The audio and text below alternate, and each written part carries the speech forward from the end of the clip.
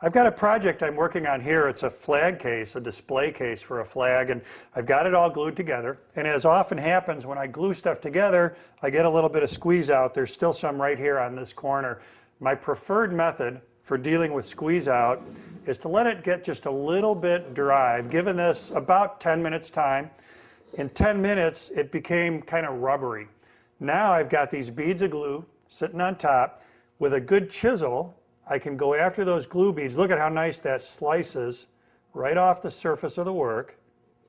I think this is much better than using a damp rag and rubbing the glue while it's still wet, because I don't want to smear the glue. I want to make sure I get it all off. If you leave any glue on the surface, you're going to find out when you put finish on, you'll have spots that won't take finish. So this is a great tip for dealing with squeeze out. Let it get rubbery. Use a good sharp chisel. Slice it right off the top. You'll have a perfectly clean surface when you're done.